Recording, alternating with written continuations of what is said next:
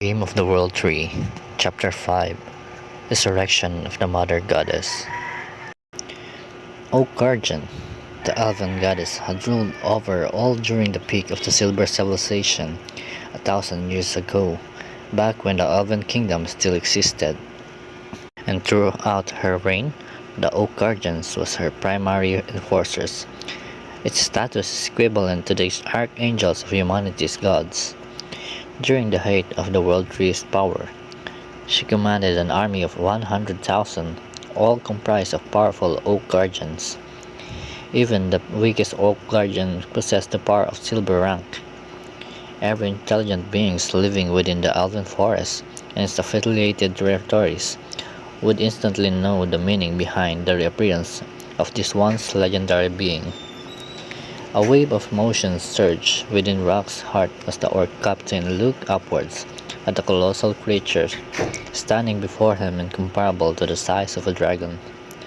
Silver, silver. Feeling the pressure of its overwhelming force, Rock's mind then went completely blank. How was this possible? Didn't the Oak Guardians all die alongside the fall of the Elven Goddess? Was he hallucinating just right now? Rock rubbed his eyes in denial, but everything before him stood the same, and the horrifying creature in front of him wasn't just an illusion. As he looked at the towering tree-like being, Rock felt his entire body tremble in fright as reality finally sinks in. No, there was no mistaking it. He had seen this image countless times back in the tribe's murals, and he couldn't be wrong. This was definitely the Oak Guardian, the guardsman of Elven Goddess. How could this be? Rock's not so high intellect made it difficult for his brain to keep up. But one thing was sure, the other party's appearance in front of them was definitely a bad premonition for him and his hunting crew. He's going to kill us. An instinctual sense of danger pervaded his heart as his fight or flight instincts completely sent alarm to his brain to immediately choose the latter. Run!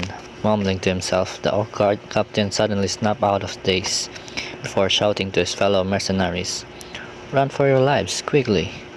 Without even bothering to pick up his wolf's-tooth club, Captain Rock swiftly turned and flee for his life, as if the devil himself is in hot pursuit of him.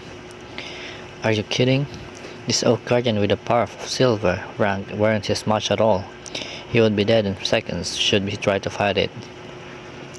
Hell, even if the tribe's high priest somehow miraculously came to his rescue right this instant, he would still be nothing more than a tiny prey compared to his colossal predator. Seeing their mighty captain flee in completely pathetic manner, the rest of the orc mercenaries stood completely stunned. They tried to open their mouths, but then turned their heads in unison instead, like birds and bees scattering in all directions, running for their lives just like their leader. At this moment, they had already forgotten about the slave hunt. The only thing on their minds at the moment was to escape this towering monstrosity. As Rock sprinted, he became more and more confused and equally frightened. Why are there still Oak Guardians appearing? The elven god had clearly fallen long ago, which is a widely known fact all throughout the realm of Cygus. Without the support of a patron deity, how could this Oak Guardian still exist? No, could it be? Suddenly, an incredulous idea emerged from his heart, and somehow, the image of the imposing and ancient world tree reappeared in his mind. No, no, it can't be. At that moment, Rock felt his throat dry up, and deadly chills loomed all over his body. Run! Quickly escape! Return to the tribe! This must be reported to the high priest at all costs. If it's really what he's thinking, then their tribe, no, the entire orcish race, will be in grave danger. Berserker felt extremely angry. At first he was elated, since the goddess has finally given him his first task, being able to dedicate his power to the greatest monarch. Berserker felt incredibly excited to complete this task no matter what the cost. However, when he arrived at the location designated by the Mother Goddess, what he found was a group of ugly and evil beastmen. What made him even more mad was that these beastmen were hunting the children of the great mother goddess. Not only that, but when he heard the evil orc even dared insulted the great monarch, Berserker's last bit of reason instantly collapsed. At the same time, the icy voice of the mother goddess once again resounded in his mind. Cut him. Akin to unlocking the final shackle for which holds his raging fury, the goddess' simple order was all the oak guardian needed to finally let loose. Roar! The deafening shout coming from the torrent agitated countless birds within the vicinity as they flew away in droves. Blasphemous to orc, die, accompanied by a trace of divine power. The immense magic gathered from the core of the oak guardian made his already towering 30-meter tall body to even grow larger. With his eyes turning red, Berserker raised his arms made of branches and roared, "For sacrifice!" With a twitching chant, his arms transformed into rapidly growing vines, slithering like crisscrossing ropes towards the countless fleeing orc mercenaries. The vines were extremely agile, and before many of the orcs would even take a few steps, they already bound up long before they even realized what just happened. "What is this? Let go of me. Let go, please. Help, Captain Rag. Help. Monster. It's monster. It's absorbing my life force. My leg. God damn it, my leg." Hearing the countless merciful screams behind him, Rag's scalp went completely numb.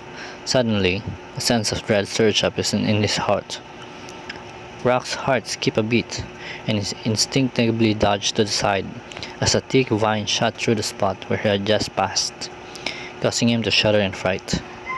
However, before he could even catch his breath, the vine rushed towards him once again. Gritting his teeth in frustration, he drew the curved blade from his waist and swung it fiercely at the vine. Accompanied by a clank sound, the blade broke into two pieces, but the vine was unharmed. How is this possible?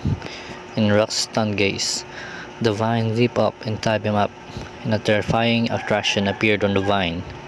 In Rock's horrified eyes, he saw his once strong body rapidly wither, his strength constantly weakening, and his life force rapidly draining away. In just a few seconds, he aged significantly. War sacrifice. His voice became old and hoarse, filled with infinite fear. War sacrifice, an intermediate level ability of the druid. The user can transform into a vine and transform the target's life force for their own use and sacrifice them some of the obtained strength to the mother nature. In his last moments of consciousness, Rock finally remembered this terrifying skill that once belonged only to the Rust druid. In a flash, the hunting party of over 30 beastmen was completely wiped out. All of these twists and turns occurred in less than 10 seconds, as a matter of fact. Alice, sitting on the ground wheels watching all this happen, was entirely stunned. Oak Sentinel, War Sacrifice. Watching the slaver mercenaries whom turned into bones and ash in the blink of an eye under the vines of the Oak Sentinel, the elven girl murmured to herself in reverence. Suddenly, as if realizing something, two lines of crystal tears slowly flowed down her fair cheeks. As Alice suddenly raised her head before looking towards the direction of the World Tree, with 7 parts of surprise and 3 parts of apprehension, a little confused, expectant, and ashamed. "Great Mother Goddess, is it you?" Silence. A breeze passed by. Countless dazzling light green rays descended from the sky, incomparably sacred and solemn. The rays carried a gentle power and seemed to receive some kind of mandate, rushing into Alice and Samuel's bodies one after another. The injuries caused by the explosion of the core and the elven girl's body were healed in an instant, while the broken body of the old elf Samuel also recovered at a visible speed with his consciousness slowly awakening. Everything was akin to a miracle. The old priest trembled as he stood up, looking incredulously at the majestic oak sentinel, and then at his own wounds. After realizing what had happened, he then sat down on the ground, still in utter disbelief. His lips were sticky, and he looked expectant yet somewhat uneasy, as if wanting to believe something, but fearing that he was experiencing a meaningless dream. Is this real? Can I really believe it? Suddenly, a grand and sacred voice echoed within their minds. My name is Yggdrasil. The two of them instantly shook down to their core. They then looked at each other and saw fear and disbelief in each other's eyes, which quickly turned into boundless joy. It's the great mother goddess. It's really the great mother goddess. She's back. In an instant, Alice felt as if all the power in her body had been drained away. Her body wavered, and she couldn't help but collapse to the ground, tears streaming down her face incessantly. As the voice entered his ears, Samuel slightly opened his mouth, and deep wrinkles trembled uncontrollably, while his murky tears fell like pearls. He, who was once a respected elder of the tribe, was now crying like a child. Goddess, Goddess, is that you? Is it really you? Goddess, you've come back. Have you really come back? Their nigh, almost extinguished flicker of faith was once again reignited anew as it soared metaphorically high into the sky.